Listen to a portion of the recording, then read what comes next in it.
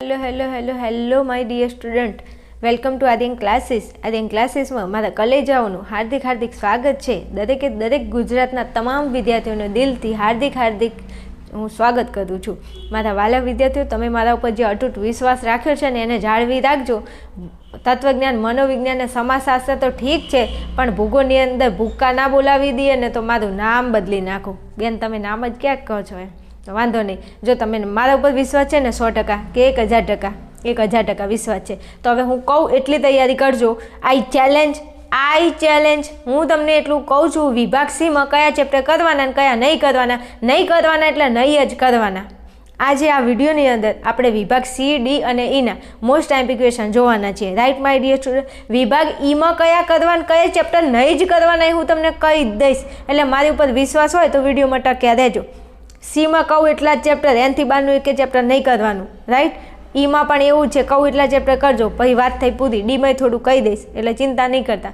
બીજું, આ ચેનલની અંદર, આ વિડીયોની અંદર કોઈ નવું વિદ્યાર્થી છે તો 100% મારી ઉપર વિશ્વાસ કરી શકે છે. મારા ગુજરાતના દરેક વિદ્યાર્થીઓ જે મારી ચેનલમાં ભણે છે ને, એમને તો મારા વિશે ખબર જ છે. મારા વખાણ કરવાની કોઈ જરૂર જ નથી. એ મારા વખાણ કરે ને એટલું ઘણું છે. અને દરેક મારા વહાલા કલેજાઓને મારા તરફથી થેન્ક યુ વેરી મચ. તમે મને જે સાથ, સપોર્ટ, સહકાર આપો છો ને એ માટે આઈ દિલથી હું તમને બધાને સેલ્યુટ કરું છું. મારા કલેજાઓ, હું તમને બહુ માનું છું. એમ તમે છો તો હું છું, તમારો સપોર્ટ છે તો હું છું. બધાને દરેક એક વિદ્યાર્થીની ઢગલો કોમેન્ટ આવે છે, હું કોને રિપ્લાય આપું, પણ બધાને વિડીયોના માધ્યમથી કહી દઉં છું, ભાઈ બધાને હું હાથ જોડી અને તમને બધાને થેન્ક યુ કહું છું. એમ તમારા બધાની હું કદર કરું છું. એક વિદ્યાર્થીની કોમેન્ટની હું કદર કરું છું. દરેક વિદ્યાર્થીને હું થેન્ક યુ કહું છું. મારા માટે પ્લીઝ એક લાઇક તો બનતા હે ને, પ્લીઝ યાર, એક લાઇક તો બનતા હે ને. હા, કરી દેજો લાઇક, અને શેરે કરજો, સબસ્ક્રાઇબ જે કરજો, અને તમારા જેવી પ્યારી કોમેન્ટ કરી દેજો. ચલો વિદ્યાર્થીઓ, હવે તમારું જે ભૂગોળનું પેપર છે, તો ભૂગોળના પેપરની અંદર આજે આપણે વિભાગ સીના મોસ્ટ ટાઈમ્પી ક્વેશ્ચન જોવાના છીએ. Right my dear student? હવે તમે અહીંયા જોઈ શકો છો કે ધોરણ 12 ભૂગોળ, આર્યન ક્લાસીસ અને મોસ્ટ આઈએમપી વિભાગ સી, મોસ્ટ આઈએમપી. ઓકે, હવે જોજો, તમને પહેલાં તો એટલું ખબર હોવી જોઈએ કે તમે વિભાગ સી ભણી રહ્યા છો, વિભાગ સી તમારે તૈયાર કરવો છે, તો તમને એટલીસ્ટ એટલી તો ખબર હોવી જોઈએ કે વિભાગ સીમાં કયા ચેપ્ટર પૂછાય, કયા નથી પૂછાતા. બેન, અમને એ બધું ખબર હોય તો અમારે તમારો વિડીયો શા માટે જોવો પડે એકચ્યુઅલી? તો ચાલો હું કહી દઉં તમને. તમારે પહેલું, 5મું, 10મું અને 13મું આ ચેપ્ટરમાંથી પ્રશ્નો વિભાગ સીમાં નથી પૂછાતા, તો આ 4 ચેપ્ટરને પહેલાં બાકાત કરી નાખો. ટોટલ 13 ચેપ્ટર છે, 13માંથી 4 તો ગયા, એટલે બાકી વધ્યા 9 વધ્યા, તો કે હા 9 વધ્યા. પહેલું, 5મું, 10મું અને 13મું એને ડિલીટ કરો, એટલે 9 વધ્યા. રાઈટ? તો કે હા બેન, રાઈટ. હવે સાંભળજો બરાબર. વિભાગ સીની અંદર જો આપણા 9 ચેપ્ટર વધ્યા છે, 9 ચેપ્ટર વધ્યા, વિભાગ સીમાં કેટલા પ્રશ્નો હોય છે, તમારે કેટલા લખવાના હોય? તો કે બેન અમારે 10 પ્રશ્નો લખવાના હોય, તો આપણે 10 પ્રશ્નો લખવાના છે, અને ચેપ્ટર આપણી જોડે 9 છે. હવે અમુક ચેપ્ટર એવા છે જેમાંથી 2 પ્રશ્નો પૂછાય, તો હું એમ કહું કે જે 2 પ્રશ્નો પૂછાતા એ જ ચેપ્ટરને કરી નાખીએ તો બહુ સરળતા ના પડે? તો કે હા બેન, પડે. તો કયા ચેપ્ટર એવા છે જેમાંથી 2 પ્રશ્નો પૂછાય છે? તો હું અહીંયા લખું છું, એક 3જું ચેપ્ટર, એક 8મું અને એક 11મું. 3જું, 8મું અને 11મું મોસ્ટ આઈએમપી. ऑर्डर इधर ध्यान दिया जाए, इधर देखो, इधर तो देखो. આ ચેપ્ટર તમારે કરવાના છે, 3જું, 8મું અને 11મું. કારણ કે 3જામાંથી 2 પ્રશ્નો, 8મામાંથી 2 પ્રશ્નો, 11મામાંથી 2 પ્રશ્નો. હાય 6 પ્રશ્નો થઈ ગયા. લે, તો બાકી શું વધ્યું? તો બાકી વધ્યું 4 જ ખાલી. જો 10 લખવાના, એમાં 6 તો અહીંયા થઈ ગયા, વધ્યા ખાલી 4. પણ આ 2 પ્રશ્નો મેળવવા માટે તમારે આ 3જું, 8મું અને 11મા ચેપ્ટરમાંથી એક પ્રશ્ન બાકી ના રહેવો જોઈએ, તારે તમારે આ તૈયારી તમારી સફળ થાય. ને બાકી હું તમને કહું કે આ ચેપ્ટર કરજો ને પછી તમે એના આ 3જા ચેપ્ટરના ખાલી 2 જ પ્રશ્નો કરી નાખો કે 2માંથી તો 2 આવશે, એવું ના હોય. પછી બધા કરવા પડે. 3જા ચેપ્ટરના બધા પ્રશ્નો ફેદી મારવા પડે, 8મા ચેપ્ટરના ફેદી મારો, 11માના ફેદી મારો, અને ફેદવાની ક્યાં જરૂર છે? હું આઈએમપી આપું છું ને, કરી નાખજો.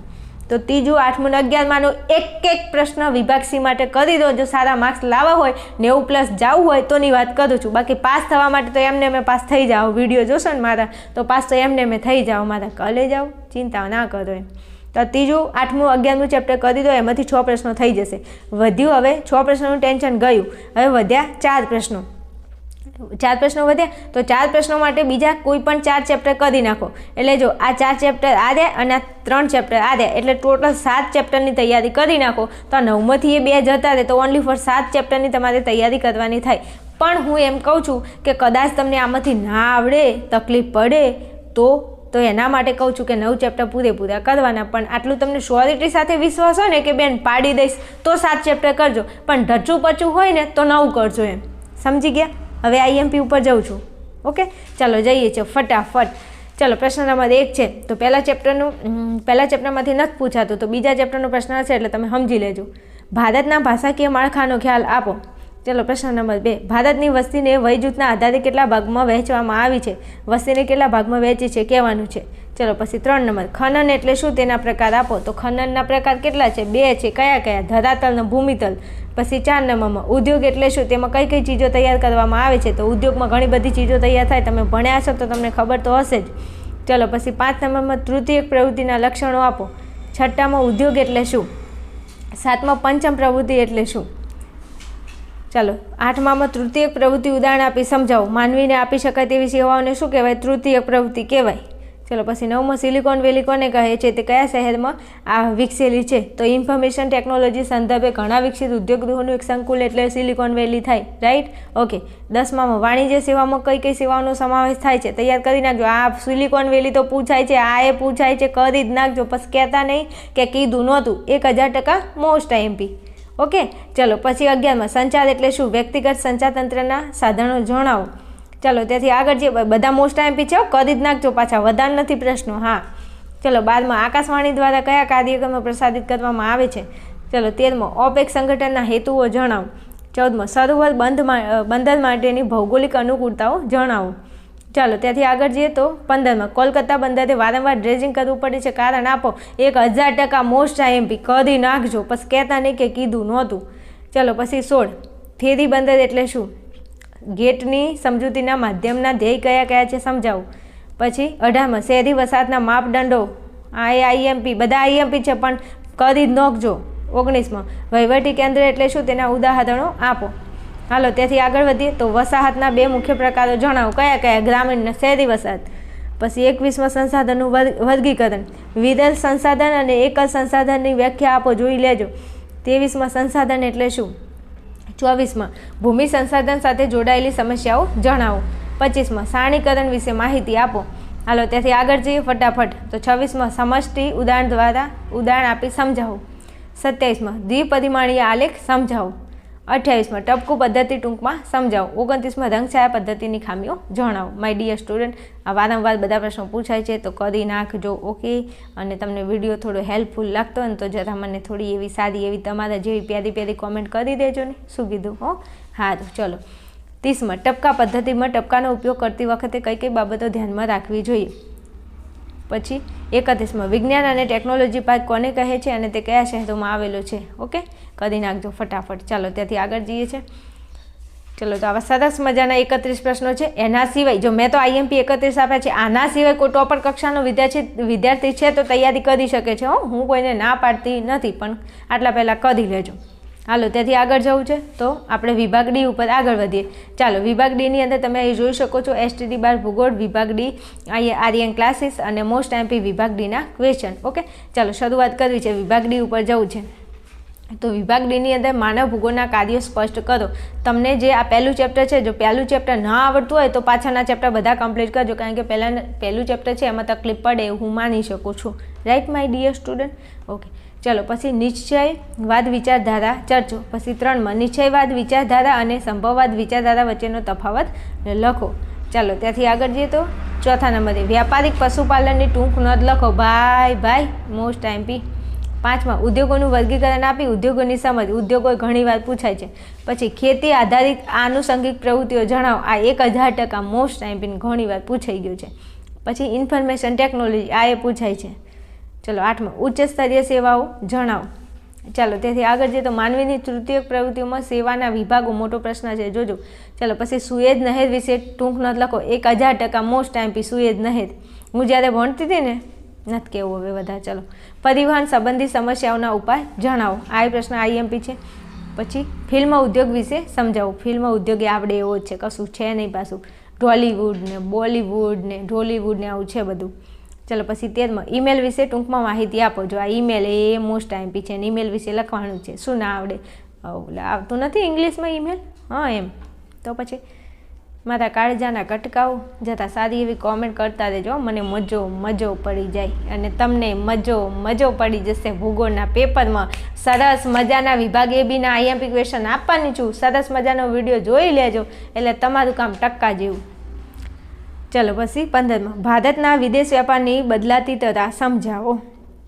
ચલો 16માં ભૂમિ પ્રદૂષણ એટલે શું, તેની અસરો જણાવો. હાલો ત્યાંથી આગળ જઈએ તો ધ્વનિ પ્રદૂષણની અસરો જણાવો. 18માં ગંદા પાણીના નિકાલની સમસ્યા જણાવો. 19માં નીચે આપેલી આંકડાકીય માહિતીનો મધ્યસ્થ શોધો. તો મધ્યસ્થના અહીંયા તમને દાખલા આપેલા છે, તમે જોઈ શકો છો. મધ્યસ્થનો બહુલક એના વિડીયો આપણી ચેનલમાં અવેલેબલ છે. તમે ડિસ્ક્રિપ્શનમાં લિંક આપું છું, ત્યાં જઈ અને તમે મધ્યસ્થ અને બહુલકના દાખલા શીખી શકો છો. કરી લેજો, બેઠા પૂછાય, મજા પડી જાય. કેમ? કારણ કે એનું આપણને સૂત્ર આવડતું હોય તો પછી એમાં દાખલો ગણતા તો આવડે ને. હા ચલો પછી છે 20માં કૃષિ ઉત્પાદનોની આંકડાકીય માહિતીના આધારે વિભાજિત વર્તુળ આલેખનની રચના કરો. જો કહી દઉં 3માંથી 3 માર્ક્સ ના જવા દેવા તો આ કોઈ પણ એક પૂછાય જ છે. એટલે હું તો એમ કહું છું ટેક્સ્ટ બુકમાં જે આપી છે અને ગાઈડમાં જે આપી છે એનું થોડું રિવિઝન કરી નાખો એટલે મજો ગમે તે એકાદું પૂછાય તો આવડી જાય. ચાલો પછી આગળ જઈએ તો 21માં તમને અહીંયા માહિતીનો મધ્યક શોધવાનો છે. અહીંયા આપેલ છે એમાં મધ્યક શોધવાનું છે. પછી 22માં તમારે મધ્યસ્થ શોધવાનું છે તો મધ્યસ્થ શોધી દેજો. ચલો 23માં પ્રવાહ આલેખની લાક્ષણિકતાઓ જણાવો. લાક્ષણિકતા પૂછી છે. પછી 24માં જીપીએસના ઉપયોગો. મોસ્ટ આઈમ્પી છે જીપીએસ, એ બી પૂછાય છે. બીજું ખાસ આ જે ચેપ્ટર છે ને એમાં આ જે શોર્ટ ફોર્મ છે ને એ ખાસ તૈયાર કરી લેજો ને, કે એમાંથી તમારો એક માર્ક્સ જતો રહેશે. આ ચેલેન્જ તમારો માર્ક્સ જશે. જીપીએસ ને જીઆઈએસ ને આ જીપીઆરએસ ને આ બધાના ફૂલ ફોર્મ યાદ રાખી લેજો. કોઈ પણ એક પૂછાશે. સમજ્યા? આટલું કરી નાખજો પહેલાં તો. ચલો પછી 25માં ગ્લોબલ પોઝિશનિંગ સિસ્ટમ વિશે ટૂંકમાં સમજાવો. હા જો આવી જીપીએસ ગ્લોબલ પોઝિશનિંગ સિસ્ટમ. ચલો 26માં કમ્પ્યુટરને કારણે નકશા નિર્માણમાં થતા ફાયદા જણાવો. તો આ પણ પ્રશ્ન આઈએમપી. સમજ્યા મારા વાલાઓ? આગળ જાઓ. ચલો એટલા પ્રશ્નો છે. હવે આપણે વિભાગ ઈ ઉપર આવી જઈએ. ચાલો વિભાગ ઈની અંદર તમે અહીંયા જોઈ શકો છો કે ધોરણ 12 ભૂગોળ આર્યન ક્લાસીસ અને ભૂગોળના મોસ્ટ આઈએમપી ક્વેશ્ચન. સમજી ગયા? હવે ભૂગોળમાં વિભાગ ઈમાં કહું એટલું કરી લો. વિભાગ ઈમાં તમારે 4 પ્રશ્નો લખવાના છે તો ટક્કા જેવું તમારું કામ થઈ જશે. તમને ખબર છે વિભાગ ઈમાં એકચ્યુઅલી કયા ચેપ્ટર પૂછાય છે? ઓહો, અમને ખબર હોત તો તમારો વિડીયો શું કરવા જોવો?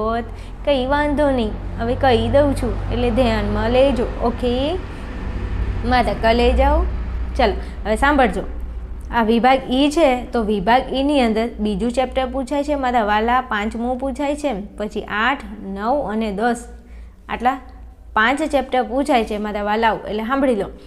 આમાંથી એક પ્રશ્ન હશે, 5મા ચેપ્ટરના 2 પ્રશ્નો હશે, 8માંથી 1 હશે, 9માંથી 2 અને 10માંથી 1 છે. સમજ્યા ને? હા. હવે તમને હું કહી દઉં, જો કોઈ વિદ્યાર્થી ટોપર કક્ષાનો છે, જેને 5મું ચેપ્ટરમાં કોઈ તકલીફ નથી પડતી, જેને 5મું ચેપ્ટર આવડે છે, તો તમને હું કહી દઉં 5મા ચેપ્ટરમાં ગણીને 3 પ્રશ્નો છે. કેટલા? 3 પ્રશ્નો છે અને આ 3માંથી 2 પ્રશ્નો બેઠા તમને તમારા 2025ના પેપરમાં જોવા મળશે. 5મા ચેપ્ટરમાંથી 2 પ્રશ્નો પૂછાય છે પણ 5મા ચેપ્ટરમાં 3 જ પ્રશ્નો છે તો 3માંથી 2 તો બેઠા આવશે. અને કયા? રેલ માર્ગો, સડક માર્ગો અને જળ માર્ગો. તો આ 3 કરી નાખો, 3માંથી 2 તો આવશે જ. એમાં જળ માર્ગો ઓછા પૂછાય છે, રેલ માર્ગો અને સડક માર્ગો કરી જ નાખો. સમજણ પડી મારા વાલાઓ? આવડતું હોય તો 5મું ચેપ્ટર કરો. ન કે હું એ વિદ્યાર્થીને એવું કહેવા માગું છું કે જે વિદ્યાર્થીને તકલીફ પડે છે વાંચવામાં, એને 5મું ચેપ્ટર ઓછું ફાવે છે, તો હું એમ કહું છું કે ભાઈ તું 5મું ચેપ્ટર ડિલીટ કરી દેજે. પણ જે સ્માર્ટ લેવલના વિદ્યાર્થી છે, જેને કે બેન અમને યાદ રહી જ જાય છે, તો તમે 5મું કરી નાખજો. 5માના 2 પ્રશ્નો તમે કરી નાખજો. 3 છે, 3 કરી દો, 2 આવશે. પણ કોઈ એવો વિદ્યાર્થી છે કે બેન અમારે પાસ થવાનું છે, તો તમને કહું 5મું તો તમે કરતા જ નહીં. ન કે તમે ભૂગોળનું પેપર આલવાય નહીં જાઓ એમ. હા એમ એવું છે. રાઈટ. આટલું સમજી ગયા. હવે બીજું ચેપ્ટર છે. હું એમ કહું છું કે તમને બીજું ચેપ્ટર આવડે, સરસ મજાનું છે, ભૌગોલિક પરિબળો ને આર્થિક ને બધું છે. તો આ પરિબળો વિશે છે તો બીજું ચેપ્ટર કરજો ને. 8મું સારું છે. 9મામાંથી તો વળી 2 પ્રશ્નો આવે છે, તો 9મું તો કરવું જ પડે, રાઈટ. તો 9મામાંથી 2 પ્રશ્નો આવી જાય, પછી 8મું કરો, 10મું કરો કે બીજું કરો, 5મું તો કરતા જ નહીં. તો અપર લેવલના 5મું કરજો. પાસ થવાવાળાને મિડલ ના કરતા, ના આવડતું હોય તો. બાકી તમારા ઉપર છોડું છું. આ મેં તમને પ્લાનિંગ આપ્યું, તમને ફાવે, તમને મજો પડે એ રીતે હવે તૈયારી કરજો. મેં પ્લાનિંગ આપ્યું છે. ચાલો હવે તમને મોસ્ટ એપ્લિકેશન આપી દઉં એટલે મારું કામ પૂરું થાય.